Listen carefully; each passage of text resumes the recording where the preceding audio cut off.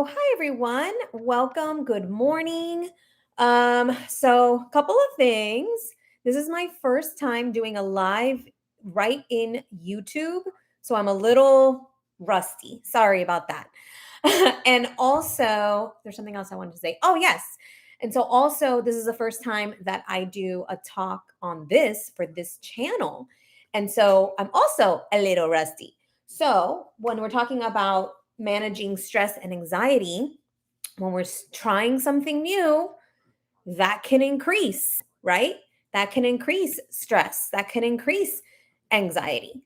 So, totally normal. So I just wanted to, to let you guys know that sometimes just by trying something new, it's going to stress us out or it might stress us out. And if it's something you're like looking forward to or not looking forward to, that can cause anxiety for that future, right? So I used to be so afraid of public speaking, and that created a ton of anxiety. Okay, so wanted to start with thank you for those who are here. Good morning, good morning.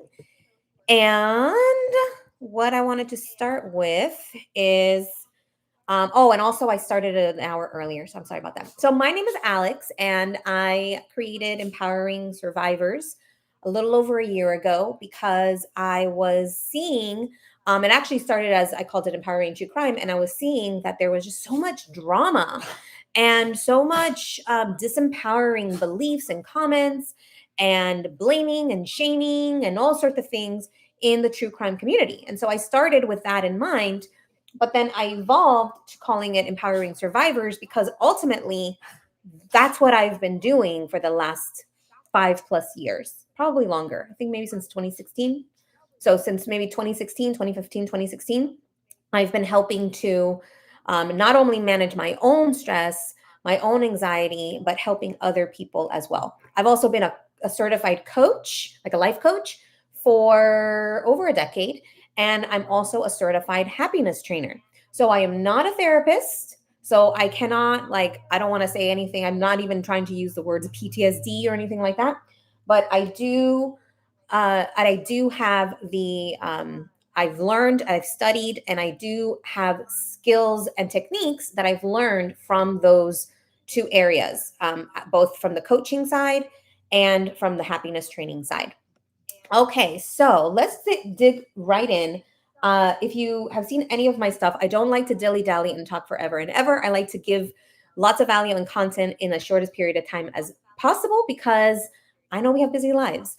So, the first thing I want to do is just have us realize that, you know what, I can hear myself. Let me turn something down. Okay. The first thing I want us to realize is that if you are a victim or a survivor, whatever you resonate with, there is abuse happens in any format when there is a abuse of power. There is a power dynamic shift or difference between the abuser and the abused. A lot of times it could be age, it could be position, it could be a person of authority. All of those things can create a power dynamic shift or difference that could cause abuse. So if you are on the receiving end of that, then you have, in a way, given away your power, or your power was taken from you. And so I want you to take your power back. And a lot of times, a very simple reframe in taking your power back is simply being willing to accept the role that you can take. So, as an example, if you're like, oh, that person makes me mad or makes me angry, well, then maybe they did something or are doing something or did something. However, you can also take control of your emotions, your feelings. I mean, sometimes it's going to happen spontaneously, but you have the ability to have awareness and be like, oh, I'm really upset about this.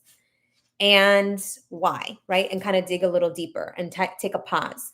So that's what I'm saying when it's like you can take control, you can take the power back. Instead of giving the power away to them, they're doing something to you. you can realize, and I'll speak for myself, when I realized that I am in control of this part, it actually lessens the shame, lessens the those feelings, the guilt a lot of times. And I'm going to do another talk. Something that's come up for me a lot lately is something called moral manipulation. And I've seen this a lot in the true crime community. I'm going to do a talk just on that because there's a lot of ickiness that comes with that feels very much like the abuse that happens with victims. So that'll be another topic maybe next week. So let's start with a few things that I want to start. So let's still, think about on a scale from 1 to 10. How do you feel? And I have a little couple of notes here I'm referring to. So if you see me kind of gazing off, that's what I'm looking at. So on a scale from, I guess we could say from 0 to 10, right now in this moment, how do you feel as far as like stress and anxiety? Are you like 10, like, oh my God, I have so many things to do. I'm overwhelmed. I'm super anxious. I might have a panic attack. Are you 10 or are you at 0, which is totally calm, cool, and collected? So just take a mental note. If you have to, maybe close your eyes. I'm going to pause here for 10 seconds.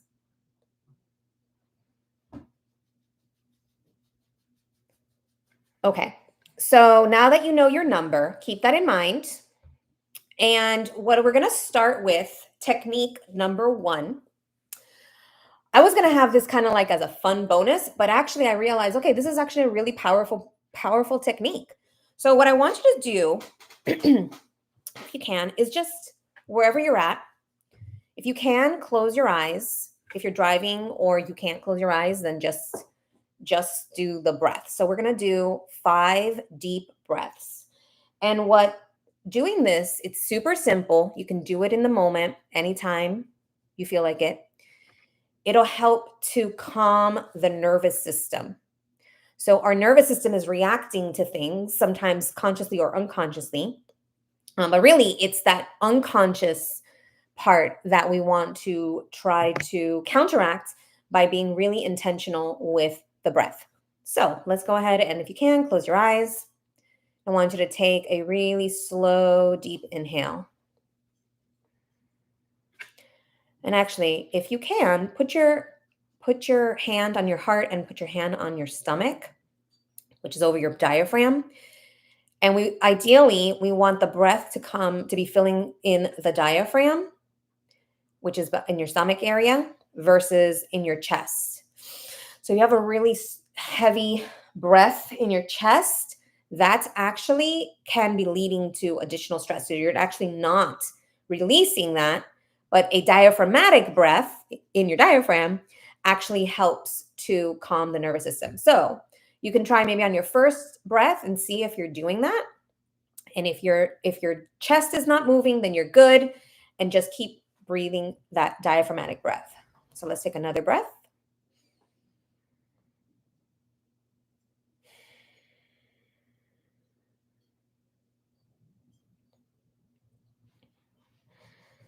And one more deep breath.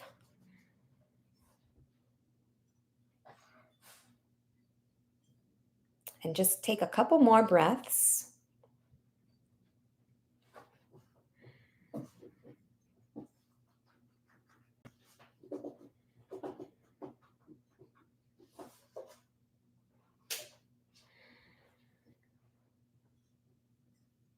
And begin to do your final breath.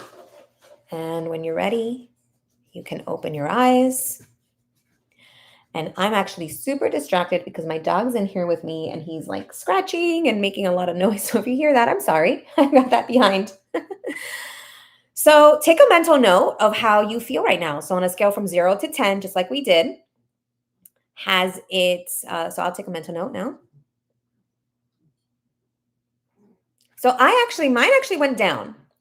Make a note. Let me know if you're on a scale from 0 to 10, if it went down from before doing the breaths. So I usually tell people to just take 3 breaths. So if you're feeling super stressed or anxious or angry or any feelings or emotions that are causing you to not feel good or to be, yeah, just have a reaction, then just take a pause and take 3 slow, deep breaths, a minimum. If you could do it for longer, 3 slow, deep breaths might take you 30 seconds, maybe 40 seconds, 45 seconds. 5 slow, deep breaths might take you a minute and a half max, right? So you could do that in the middle of your day. You could do that anytime. And again, what the breath does, it's a controlled action. So again, you're taking your power back to calm the nervous system. So it's one way for you to be able to, to manage and control whatever you're reacting to in the moment, and super easy to do. So I wanted to start with that one because, again, if you can take nothing else, take your couple of deep breaths whenever you're feeling anxious. Okay.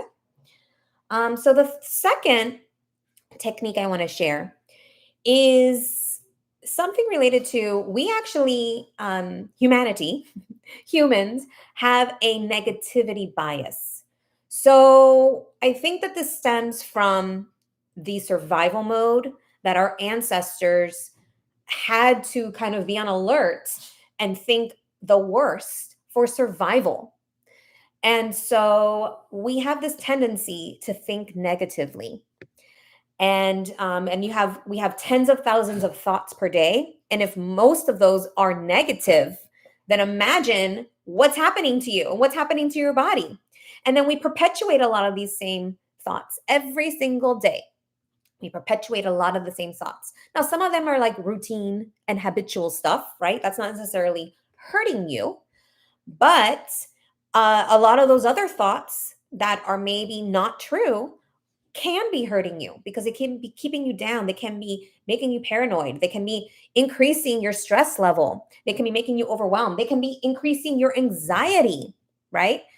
I feel like sometimes when I've had panic attacks, it's that something triggered me in the moment, and it was a response in my body to have that panic attack. And so one thing you do is to counter, again, that negativity bias, is a research-based uh, technique that focuses on the good for 20 seconds. And we're going to do this now in a second. We're going to do an example. But the idea is that is how long, 20 seconds is how long it takes for something positive, a positive thought, feeling, emotion, to register deeply enough to start creating a new neural pathway in the brain. And so, because we have so much tendency to think negatively, what we want to do is shift that so that we think positively. So, what we want to do is, so let's think of, if you can think of something right now that either makes you happy or something around you that makes you happy. Okay. So think about that. It could be something in your presence that makes you happy, or it could be a pet or a family member or your loved one, or something sweet that somebody did to you, or something sweet you want to do to somebody. Even as I'm talking, I'm already smiling, right? So I'm already starting to feel good. So what I want you to do is I want you to focus on that for 20 seconds. And I'm going to go ahead and, if you're doing it, you've already been doing it, but I'm going to go ahead and put my timer on for 20 seconds. And you have your memory. Do you have the thing that you're thinking of? Okay. And begin.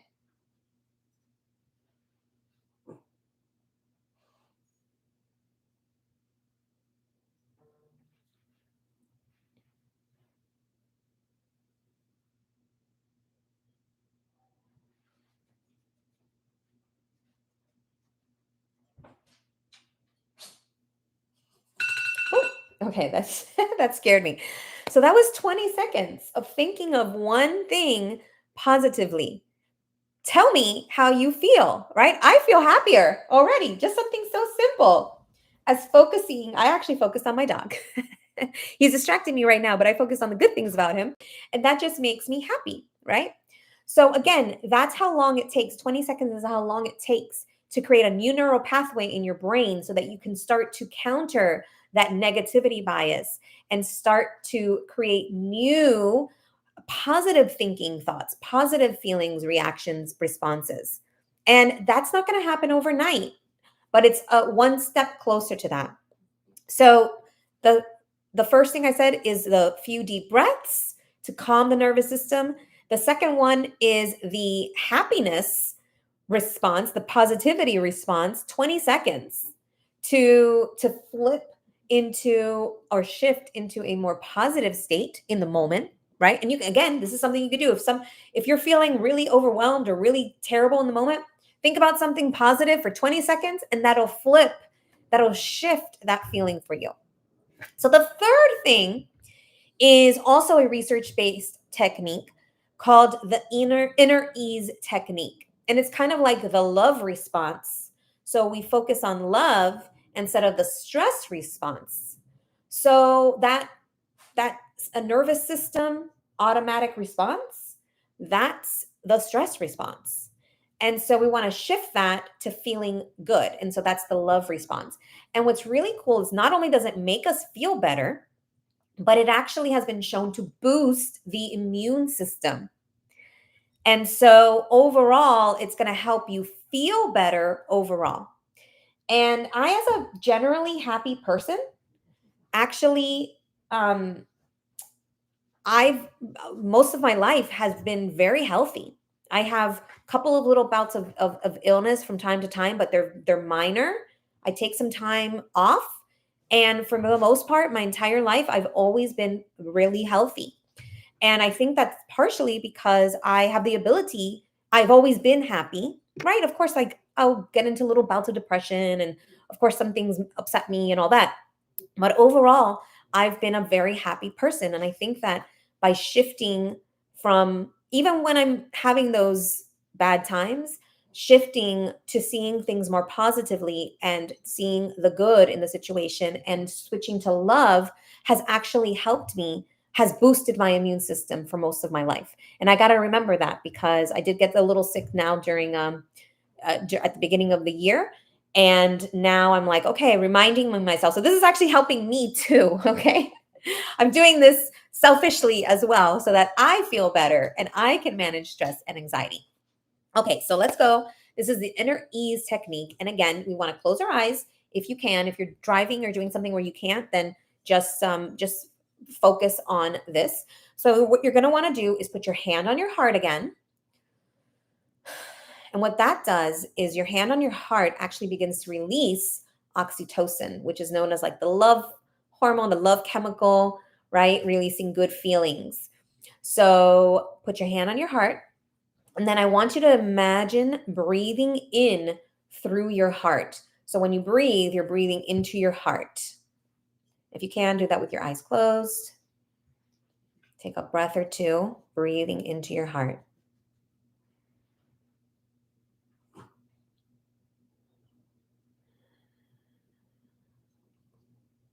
And this is called heart-focused breathing.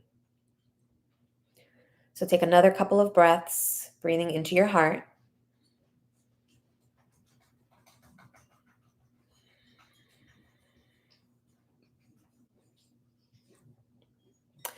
And now what I want you to do is on your next few breaths, I want you to breathe in, focus on breathing in love, ease, and compassion. We're going to do, let's say, a few breaths doing this. Love, ease, and compassion.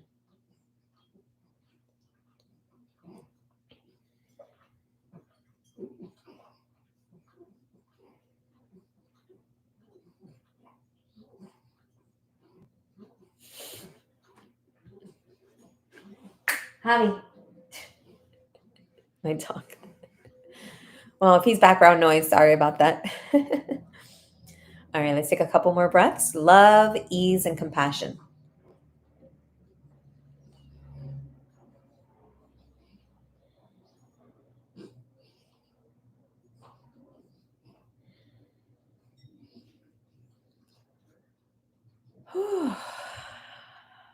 All right.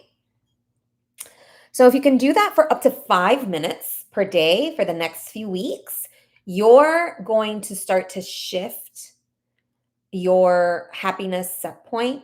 You're going to just end up feeling better. And all that, again, is going to all create new neural pathways in your brain. So it's actually creating a physiological change in your body, not just a feel good in general, but it's actually going to be creating physiological shifts in your body. And so notice, I mean, this was all pretty quick. 3 techniques. So the breath, the 20 seconds of positive thinking and feeling and emotion, and then the inner ease technique, which is breathing, heart focused breathing into your heart with your hand on your heart and breathing in love, ease, and compassion. So each one of these things you can just do for a minute or less, and it can shift the way you're feeling in the moment. And so I actually feel a lot calmer. I already started feeling pretty, I was pretty low to begin with. And I just feel so much peace right now, peace and calm. I feel really good. Even though there was a little bit of tech issues, like maybe that spiked my anxiety a little bit. And I'm sure you can hear my difference in my voice from when I started. I feel really calm, really peaceful. And let me know how you feel once you've done these 3 techniques. And if you need to pause or rewind and listen to it again, feel free. If you need to come back to this, go ahead. But I hope that this was really helpful for you. And I hope that you have an amazing rest of your day and weekend. If you liked these techniques, if you liked this video, please hit the thumbs up. And if you haven't yet subscribed, please subscribe. We strive to be the voice for the voiceless, for survivors. We want to get our power back, get our voice back. And if you want to be part of the Empowering Survivors community and really be a voice for the voiceless and survivors, and actually get some tips and techniques like we're doing today to really help us be better, feel better in the moment, then make sure to subscribe. That was a long-winded way of saying, please subscribe to my channel. And if you like this, let me know in the comments as well. I'd love to hear what your thoughts are, and I might do more of these. And I'm already planning on doing another one soon, like I mentioned, about the moral manipulation and maybe some other forms of manipulation related to power dynamics. I think that's a really important topic for those of us who are survivors or who want to support survivors. All right, everyone, have a blessed rest of your day. Remember to trust, or at least listen to your intuition, listen to your gut, and take that seriously. And stay safe, stay thriving, and have a blessed rest of your weekend.